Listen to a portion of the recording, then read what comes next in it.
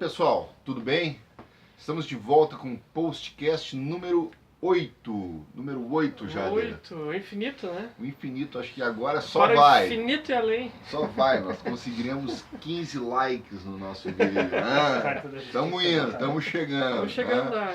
Hoje nós estamos aqui, eu, Marcelo Figueiró, Jader Correia e o nosso amigo Chico. Né? Chico Moraes. Chico Moraes, né? Mas não procure como Chico Moraes no Facebook, tu não vai encontrar. O que não está usando lá? Carlos Francisco. Carlos Francisco. Hoje nós estamos muito emocionados, muito empolgados com o filme que nós vimos recentemente, Blade Runner 2049. Depois de 35 anos, né, Jader, a franquia renasce. Então nós vamos comentar aqui, nesse nosso período, um pouco do Blade Runner verso. Né? Tudo que foi feito, tudo que a gente conhece do filme, Blade Runner o primeiro, o Blade Runner esse, o filme, e os contos, os animes, tudo que foi feito aí nesse período. Né? A gente pode começar falando do enredo desse filme, né? Desse 2049, como é que é o enredo dele?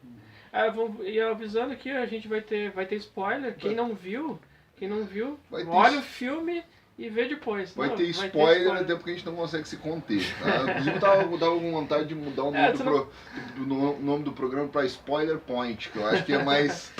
Tem mais a ver com a gente. E né? falar do Blade Runner sem dar spoiler, né? Tu não consegue falar metade do filme. É difícil. Mas explica aí o filme, Jader. Eu acho que tu tem mais capacidade pra isso. O Chico também, ele vai falando, é uma continuação, né, do filme Blade Runner lá, né? Que foi filmado por Ridley Scott nos anos 80, e ele fala de um futuro distópico onde existem replicantes, que apesar do nome que é o Blade Runner Caçador de Androides, não tem nada a ver com androides, eles são replicantes, eles são seres humanos artificiais, mas eles são de carne e osso, né? Engenharia genética. Engenharia genética, né? Então, a partir dessa premissa, nesse futuro distópico aí, onde a Terra está poluída, o pessoal vai viajar para outros planetas para fugir da Terra, e só o pessoal mais, assim, casta baixa, que fica na Terra, né? Uhum. E aí, nesse mundo distópico que acontece a história, que é o Blade Runner. O Blade Runner é o caçador, é um tipo de um policial que caça replicantes que estão na Terra, né? É muito importante falar, Jader, que toda a economia passa a se basear no uso de escravos artificiais que são os replicantes. Mas isso no filme, no segundo filme, né? No primeiro também? No primeiro também. No primeiro, no primeiro eles são proibidos na Terra, né? Mas eles são usados na mineração colônias. E tal. Eles são usados na guerra. Não a economia da Terra em si, mas a economia da humanidade. Mas a economia da Terra está quebrada. Né? A Terra está quebrada no primeiro filme, né? E no segundo tá mais ainda, né? Sim. Então, e o que eles querem é voltar para a Terra. No primeiro filme o que eles querem é voltar para a Terra. É porque é um lugar de liberdade, tipo sem lei, né? Uma terra sem lei onde eles podem... E no primeiro filme os replicantes eles têm a questão de que eles têm um tempo determinado de vida, são 4 anos. 4 anos. Então alguns replicantes fogem, né, do espaço, vêm para a Terra e eles querem conseguir mais vida. Então o Blade Runner, no primeiro, ele tem essa coisa existencialista da pessoa querer achar o seu criador, né? Que, na verdade, nós sempre nos questionamos o que é o criador, quem é, ele existe, não. De onde viemos, para onde vamos. E toda essa questão permeia esse primeiro Blade Runner. Então eles vão ter com o criador para conseguir mais vida, né? Que eles querem. A busca é essa. Que eles querem conseguir mais vida. E tudo é potencializado porque eles têm muito pouco tempo. Então eles buscam vida de toda forma. Eles buscam essa iluminação de toda forma porque eles têm muito pouco tempo. E o Harrison Ford nesse primeiro filme é o cara que caça esse pessoal, né, que vem pra Terra, né? Tem umas coisas interessantes, já que nós estamos... Acho que tem que falar um pouquinho do primeiro filme, senão o pessoal não... Tem que contextualizar. Outra coisa interessante é que os replicantes, eles são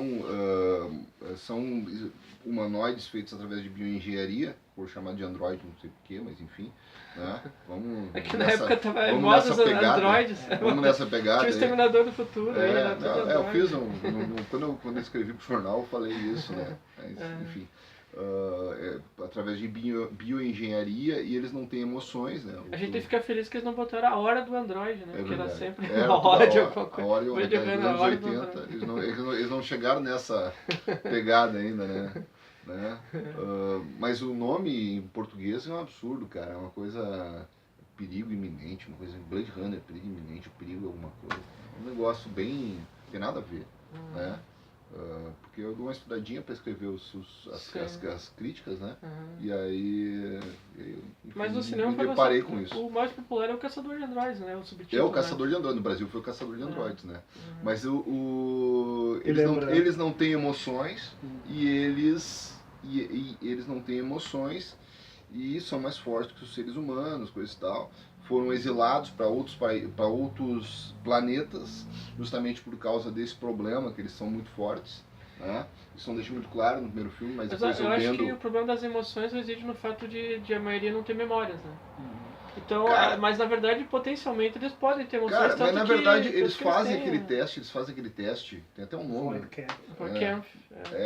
Que é um teste que é pra ver se tu tem emoção. Eles começam a perguntar, o teu filho nos braços, o que que tu sente, não sei o que. Mas a peça-chave da emoção, a empatia, que é a peça-chave, ela reside no fato de eles não terem memórias, né? Porque se eles tivessem memórias, eles tivessem uma vivência anterior, eles são um ser humano praticamente perfeito, né? Eles não têm mas só que eles não têm experiências anteriores, por isso que eles não têm esse sentimento. Não têm experiências para embasar as emoções, né? Então eles são praticamente imaturos, assim. Bom, mas assim, então vamos lá. Então, o Blade Runner caça esses androides, né, que estão atrás de vida. No primeiro filme ele acaba se envolvendo com uma replicante, que é um modelo mais avançado, a Rachel, que ela tem toda uma... ela tem uma relação com o criador dos replicantes, né, feito pelo criador dos replicantes, né?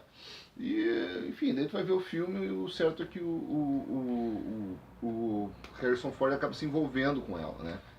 Isso. E tem várias versões, né?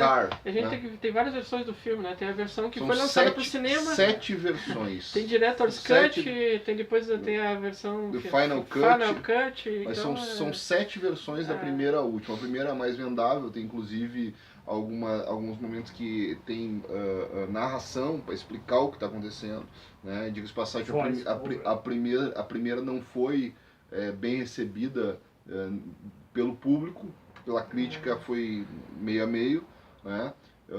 Anos depois o Ridley Scott conseguiu fazer as suas versões, até essa última aí, que é a Final Cut, que chama que é de 2012, se não me engano. Uma curiosidade, então, já que vocês falaram dessa versão, você sabia que o final dessa versão mais vendável que tu falou, que é quando o Deckard e a Rachel estão indo para um lugar paradisíaco, né? Nas montanhas uma e tal. Floresta de pinheiros. Isso, uma coisa totalmente fora da ideia de um mundo decaído como é o Blade Runner. Aquilo foi extraído do Iluminado. Exatamente.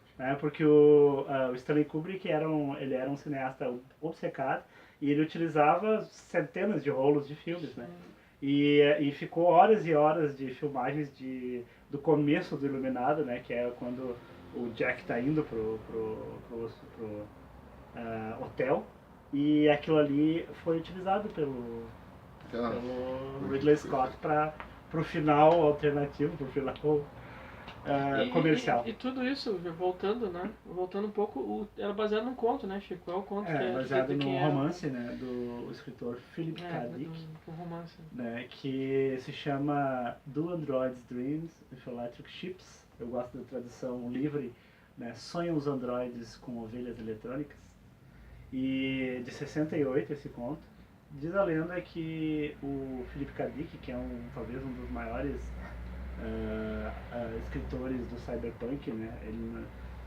Ele não foi exatamente do cyberpunk, mas ele deu origem ao cyberpunk, que ele teria visto o filme na sua pré-estreia, assim, o Ridley Scott teria passado para ele o filme e ele teria chorado e dito que conseguiu ver materializado o que ele tinha colocado no romance, né?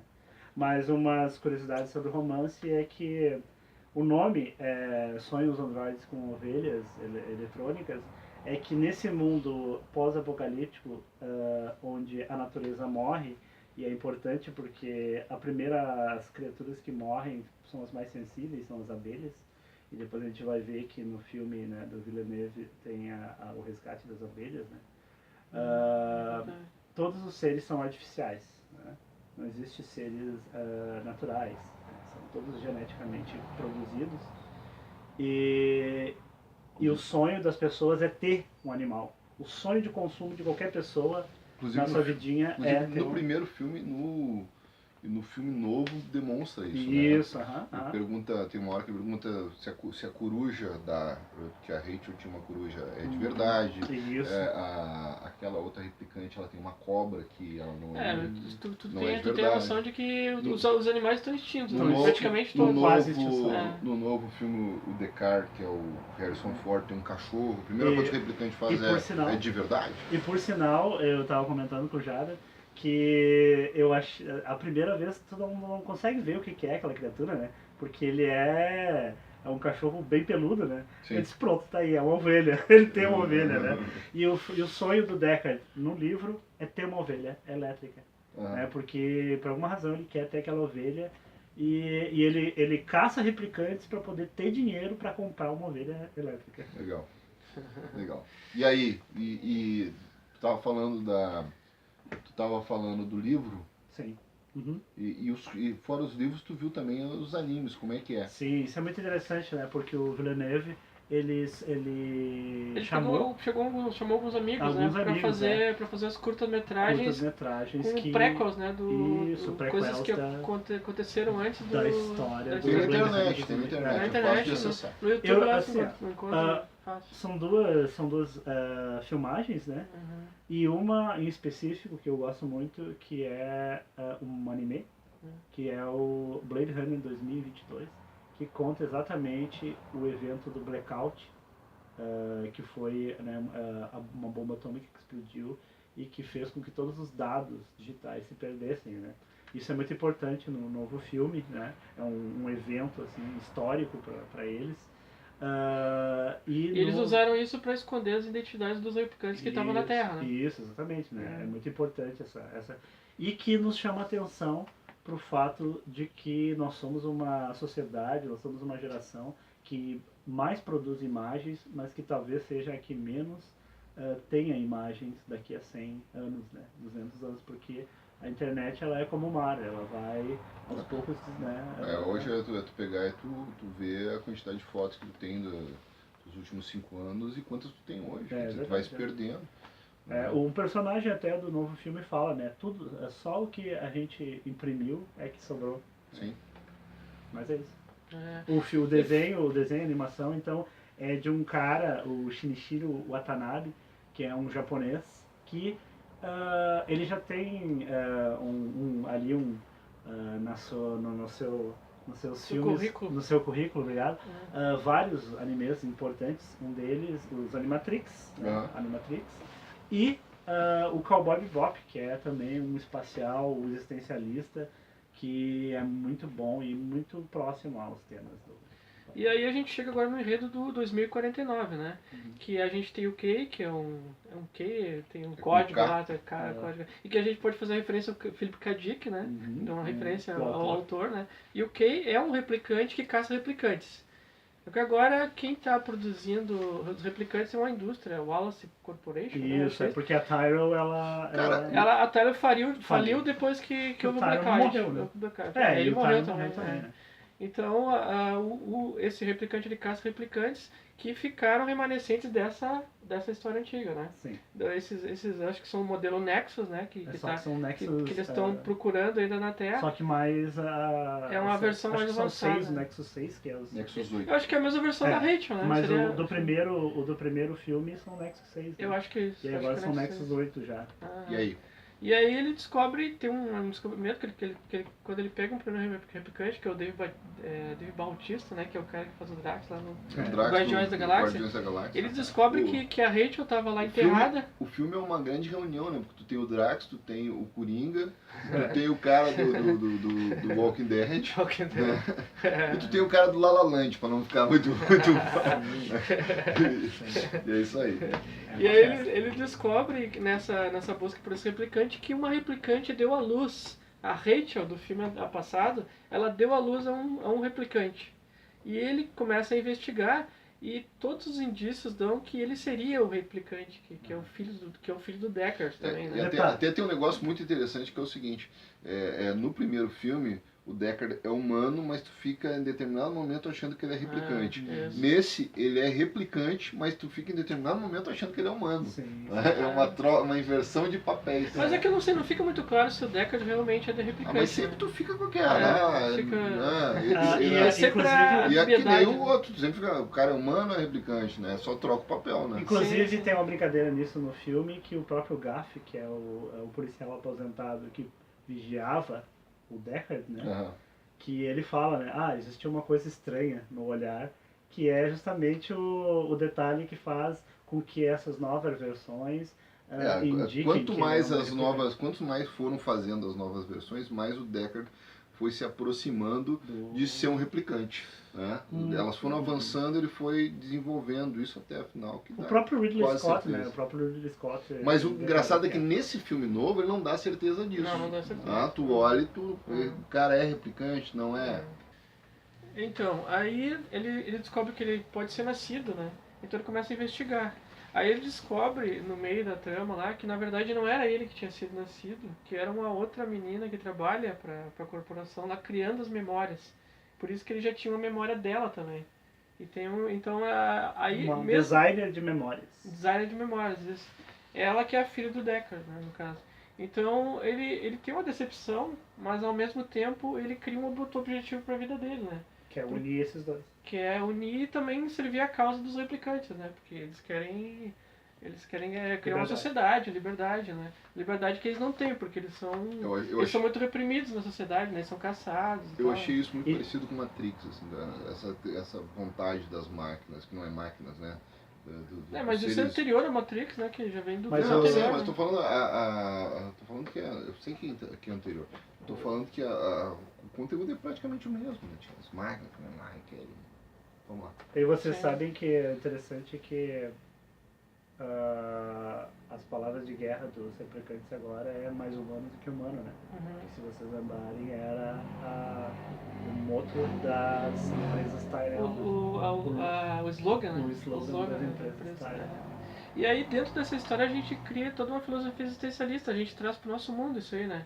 Porque o Kay, por exemplo, ele achava que ele era programado para ser policial e era aquilo que ele fazia bem e ele não questionava isso. No momento que ele achou que ele era um nascido, e aí que por isso ele tinha uma alma, né? Ele começou a questionar as motivações dele, né?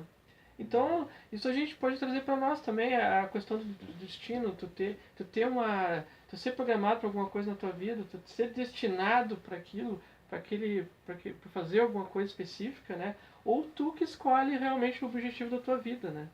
Esse é um questionamento que eu acho que é bem interessante no Blade Runner. Quando eu escrevi a minha crítica, eu coloquei o seguinte: o filme bom é um filme que faz tu pensar fora do cinema, né? Sim. E o primeiro Blade Runner é isso, né? Ficou anos uma galera questionando essa questão do Deckard ser um replicante ou não, o que significava isso, né?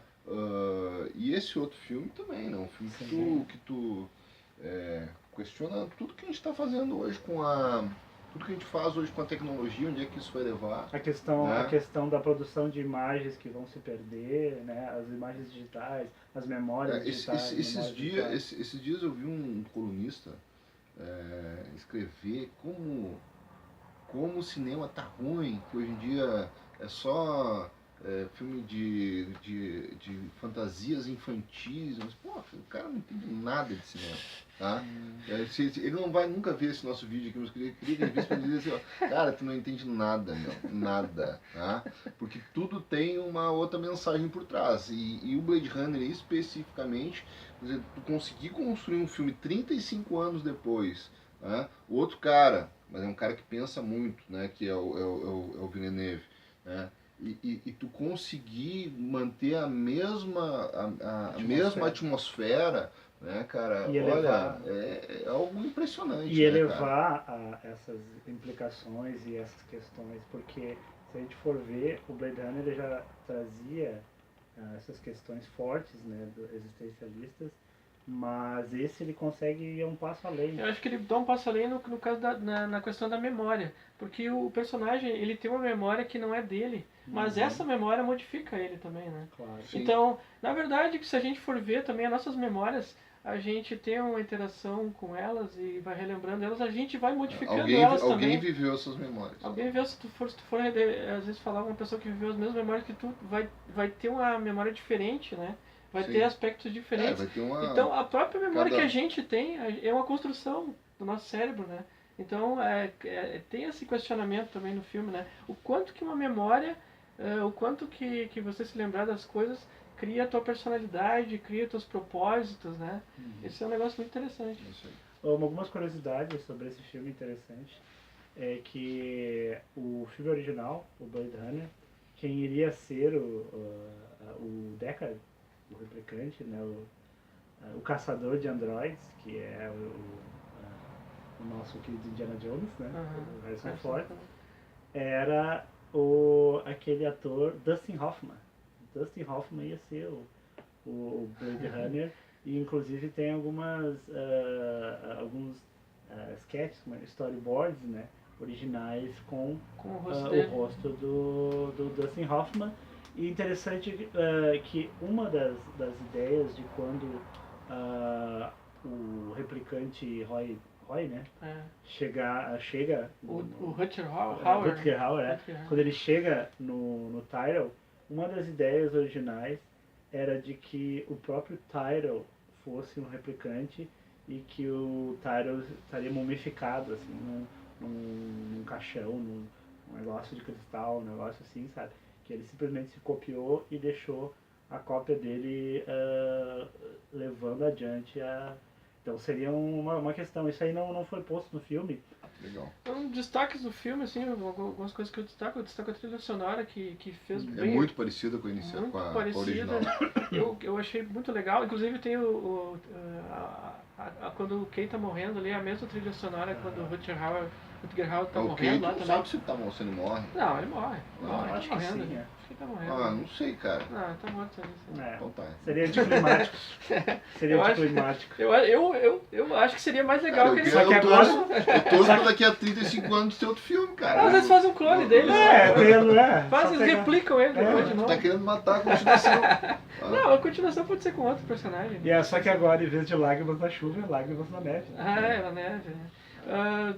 Destaque para a interpretação dos atores, né, que estão muito boas. O Harrison Ford tá... O Harrison Ford tá bem. Mostra assim que o personagem dele evoluiu, todas as agruras que ele sofreu nesses 30 anos do filme, né? A fotografia, cara, é um negócio para vocês verem na tela IMAX, se tiver a oportunidade, olhem no IMAX. É um filme que eu acho que não precisa de 3D, mas 3D dele tá bom. Até vou dizer mais, eu acho que eu vi em 3D, mas eu preferiria não ter visto em 3D. Eu também. Uma tela maior, talvez, sim. Mas a 3D, não sei se talvez seja tão necessário. Eu não vou ser purista, eu acho que o 3D desse filme é legal. Não é questão de purismo, é que não tem muita, não tem muito objetivo. Funcionalidade. Tem umas cenas que é legal ver um pouquinho, mas não é assim. Que a mulher, que até o cara porque projeta a mulher. Até porque o filme é muito longo, cara. E aí o que acontece? Chega um ponto que tu não tá mais dando bola se tá em 3D, 2D, tudo. O que te prende no filme é a história, não é a tecnologia por trás. Que incrível, assim, um filme de 3 horas de duração e a história te prende do início ao fim. Nossa, foi 3 horas. 2 horas e 46, para ser mais exato. Né? Pareceu. 2 horas e 46 e a história te prende, tu fica no filme, né, absorvido ali para aquele universo. É verdade, e o Chico falando da holografia da mulher, aquela hora que ele contrata uma prostituta. Contrata prostituta pra ficar sobreposto ao holograma. Ele é quase o Hair, né? O filme, ela, né? Isso. Só que um passo adiante, né? Porque ele tem a imagem, né? Isso, no Hair não tinha. Eles ampliaram o conceito do Hair ali, né? É impressionante. É uma bela cena. É uma bela cena. Principalmente quando ela tá na chuva, né? E cai os pingos de água ali, é muito lindo, né? É isso aí. Mas eu acho que é isso aí, né, cara? Acho que é isso, não sei se tem mais alguma. Se tu quiser alguma novidade, não vá no Blade Runner, porque nós contamos praticamente tudo aqui. Tá? Mas eu acho que... Eu espero que se tu não olhou, tu não tenha olhado esse vídeo. Mas sempre há algo a descobrir. Mas vai, exatamente. Tu pode ficar, a gente pode ficar falando horas aqui do filme. Preferencialmente olhe depois de ter visto o filme, né? Mas é um filme que vale fazer uma roda de conversa e passar e... É verdade. Com certeza. Conversando sobre ele, discutindo sobre ele, enfim. Acho que é isso, né? Isso aí. Curtam, se inscrevam no nosso canal ali, dê a sua opinião ali nos comentários. Abração. Abração, valeu. E sejam Toque o sino, né? Toque o sino, tem um sino pra tocar tem agora. Sininho, tu entra lá no toca sininho. no sino lá. Tá? Mais humanos que humanos. Valeu, pessoal. Valeu.